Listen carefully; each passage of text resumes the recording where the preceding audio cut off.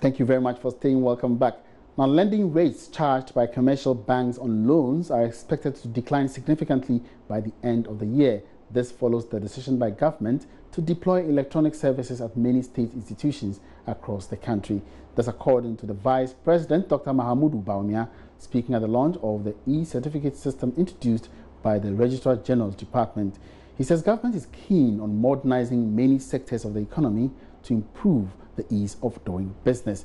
So we'll certainly bring to you what the Vice President has been saying, and also the Registrar General, Jemima Oware. She's also been speaking with Joy Business about the impact of the automation systems.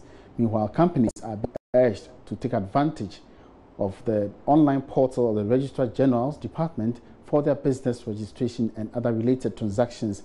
Government is extending the paperless system to another sector of the economy as it opens the e-registration system today. We need to carry out more sensitization. We did it last year. We had a sort of workshop for the business community as well as the legal firms to help them with the process of helping their clients to register online. But that's the whole idea. It should be friendly. It shouldn't be a system that, you can't finish it. If you sit at home, you should be able to complete the process.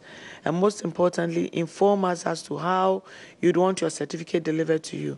Whether you want to come to our office and collect it, or you want us to post it to you. These are some of the things we want to improve upon what we have. We have started something. It might not be perfect, but definitely there is that avenue for you to use to register your businesses online.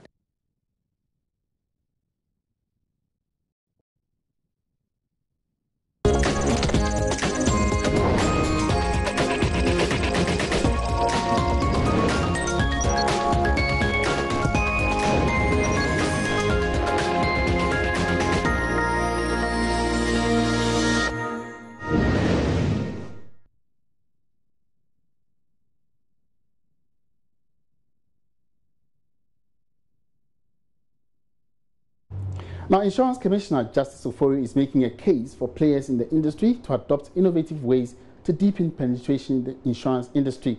Statistics from the National Insurance Commission, NIC, indicates that less than 30% of Ghanaians have insurance covers.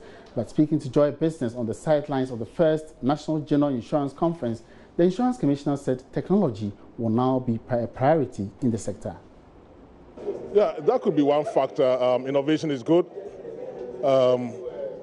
It's like we all sell the same thing. It's good to actually know what the customer needs and then based on that design a product. But what happens is that we design the product and we send it to the customer that this is what we have buy it. So I think it's a matter of studying, doing some research, knowing what the people need, and then designing something that fits their needs. That way I think we can actually talk about penetration. We also have to look at agric insurance. Agric insurance, we know that majority of our population deals in agriculture, but agric insurance is not actually well known to the Ghanaian population. So I think it's somewhere that we have to hit hard to encourage people to know that there's some protection and that they can always fall on agric insurance. There's also one insurance called micro insurance, that is insurance for the low-income people. Low-income people, they form the majority of the Ghanaian population. So if we can educate people that irrespective of the amount of income that you make, you can afford some insurance, I think it will go a long way and it would actually increase the insurance penetration. Now, as part of its corporate social responsibility, MTN Ghana has committed about 4.5 million Ghana cedis to support the United Nations Children Education Fund. Its health initiative, dubbed MTN Ago. The initiative, launched about 2 years ago, is a platform that provides mobile subscribers with information on how to manage the major outbreaks such as cholera. MTN's Senior Manager for Products and Services, Bless Sefenu Ajogo, spoke with Joy Business after a short ceremony to sign the MOU between the two entities.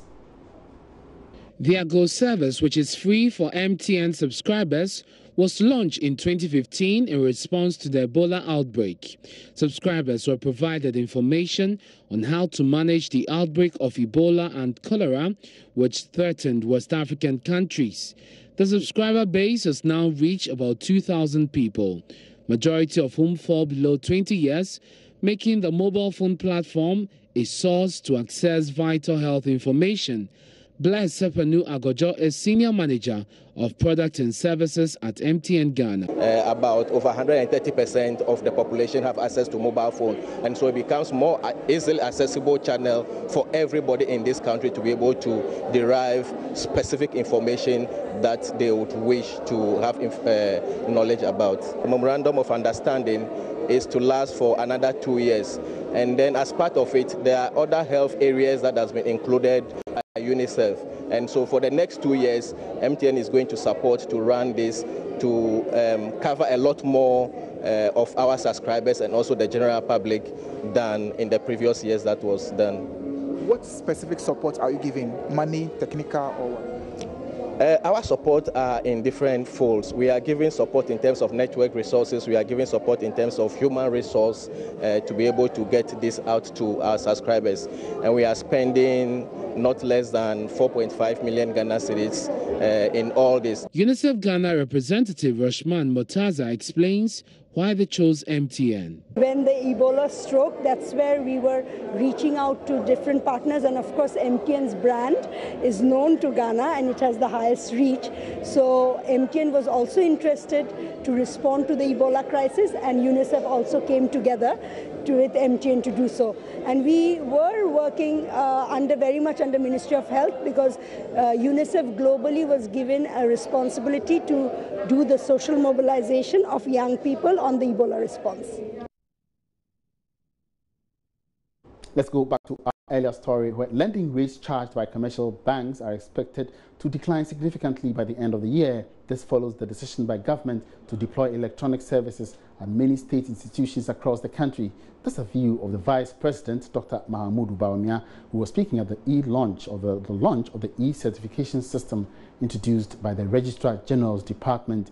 He says government is keen on modernizing many sectors of the economy to improve the ease of doing business. We want to formalize the economy using the National ID card, which was launched a few weeks ago, the National Addressing System, Digital Addressing System, which was launched yesterday, and the financial inclusion through interoperability, which will be launched next month, by the grace of God. The impact of these three pillars on our economy will be transformational. With the registration of businesses, the addressing system will be used for the registration of citizens and non-citizens living in Ghana by the National Identification Authority.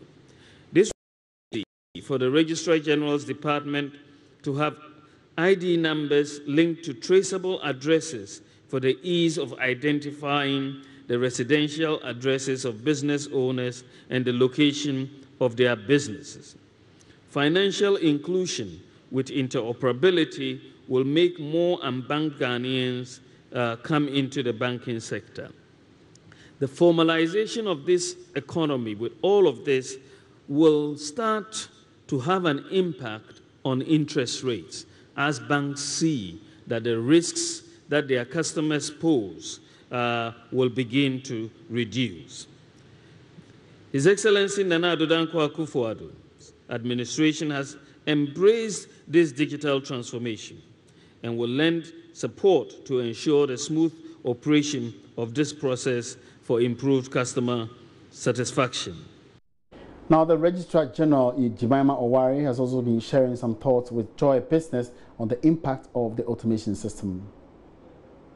Up there and I watch the frustration of our various clients coming to our offices, for one reason or the other, they are not able to get their certificates on time. This is a relief for me. It ensures that wherever you are in this part of the world, not even only in Ghana, you can get your electronic certificate as long as you complete the process end to end. And so you don't need to come through the traffic and meeting all those guru boys to get a certificate. Just sit at home, go through the process, pay online, and then electronically can print it out. what happens to the people who live in areas where internet is very low, like the villages? What happens to them? And there's no Registrar General's office as well. Well, we have regional offices, at least in 4 regions. For now, you know, we have Sekendita Krade, we have Kumasi, we have Tamale, and then currently Sunyani. We're opening an office there next year. So for those with that kind, they might have to go to the regional offices to access our services. But in time, we intend to roll out this service at least to business centers. Away from that, maize, the second largest cash crop and staple in Ghana after cocoa, accounts for between 50 and 60% of the country's total cereal production. However, the absence of appropriate warehousing and other storage facilities expose the produce to poisonous substances known as aflatoxins. This is a family of poisonous substances produced by fungi found in maize and other staples. Amid the fall armyworm devastation, stakeholders are worried about the effects on long-term maize production and food security in the country. Prince Apia explores the concerns of some farmers on the implications to food security and interventions being employed to address them. David Ayamfo is a farmer at Edidwan in the Mampo municipality. He has over 30 years of experience in maize cultivation. His farming journey has been dogged by challenges with storage. During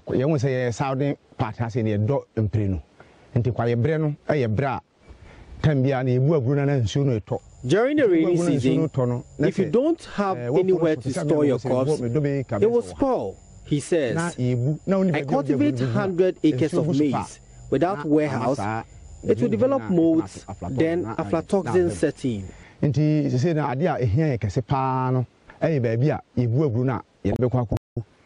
Mr. Ayamfo's story reflects those of many other farmers like Gordon Odro, with 40 years farming behind him. He has had to reduce maize cultivation by 30% in the minor planting season due to challenges to drying his harvest. For that long time I've been farming, the problem we had from the very beginning is still hanging on us. The problem of aflatoxin. It has been a big challenge to me. We dry it on tarpaulins whilst it's raining. You will be drying the major seasonal produce whilst the rains are coming. You can't get the time to go to the farm to continue with the minor seasonal produce and then be at home at the same time drying the maize. Ghana has a shortfall in maize production of about 9% to 15% of national requirement, and that is projected to increase, according to Ghana's Millennium Development Authority. Maize contamination by aflatoxins is a danger to public health, besides its serious implication on the crop as a potential export commodity. So what are authorities doing? This is where we spread the aflasive. Here is senior agronomist at the United States Agency for International Development, Hansen Agbozo, of the agency's Agricultural Development and Value Chain Enhancement, talks about experimented new chemical interventions. So this field, as we stand before it, has been treated with aflasive material that is able to work into the soil and neutralize the aflatoxin situation. The mind that the chemical that is released through aflatoxin, which becomes a health issue, is resolved. So USAID is supporting us to do all these things. And this field will be using for all those trusts. At the end of when we harvest, they will subject it to aflatoxin test to know how far the aflasive that we apply to the field has worked. And if it works, that means we can expand the program. Dr. Marilyn Warburton is a United States Development Agriculture scientist affiliated to the Mississippi State University. She is on a joint mission with local scientists at CSIR to explore ways to address the aflatoxin challenge. They met in Kumasi for a 3-day training session on the topic breeding for aflatoxin resistance, from DNA extraction to data analysis. So we have created maize varieties that do not make the aflatoxin. They don't get the aflatoxin, but they grow only in our area. So we want those genes that are causing resistance to be moved into maize that will work in growing areas in Ghana. So my colleagues here at the Crop Research Institute will take my maize and will cross it to theirs. They will use the tools that we have developed in my laboratory that will allow my research to be extended to other countries where I couldn't grow things and I couldn't measure things. Plant breeder at Crops Research Institute, Dr. Alan Opon, leads a team to develop aflatoxin-resistant maize to address the plight of farmers.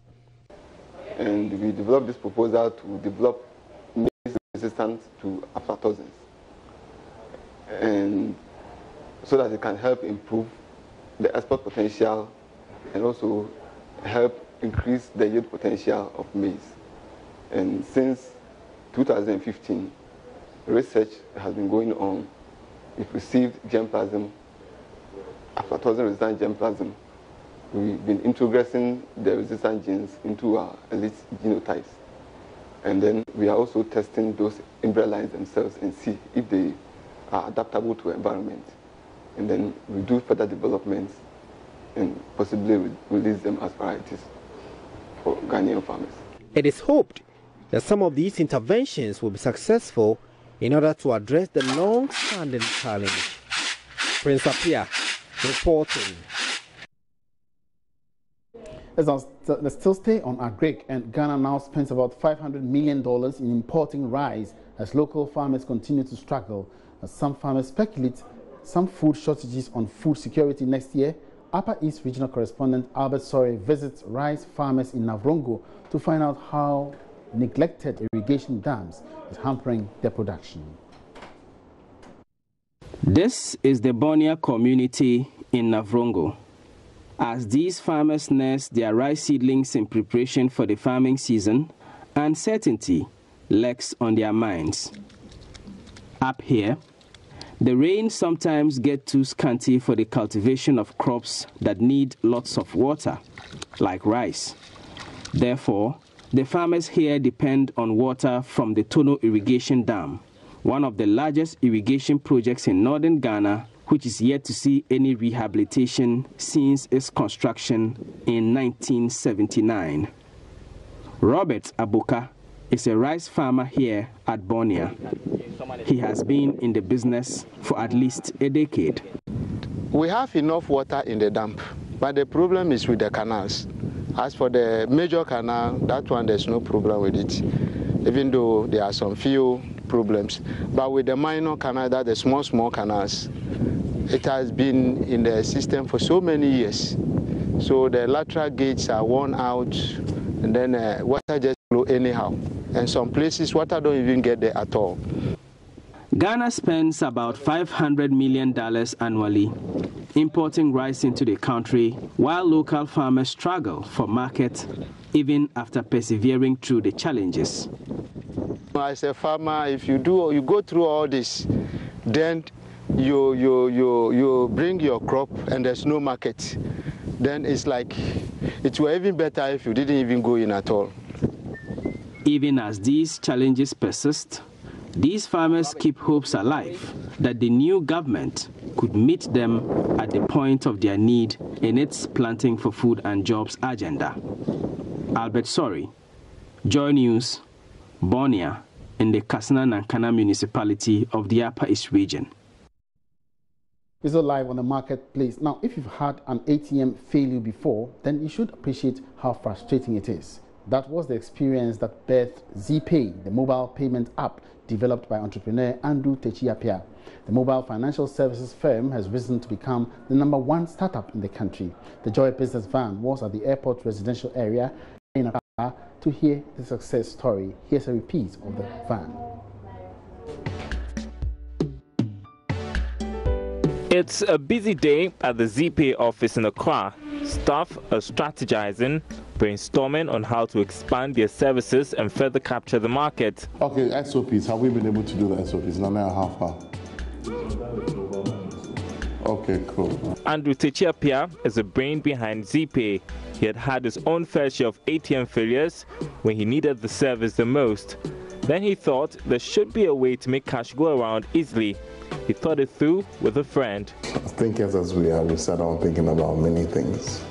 One of them at the time was how could we do, basically how could we run a mobile money operation that is agnostic.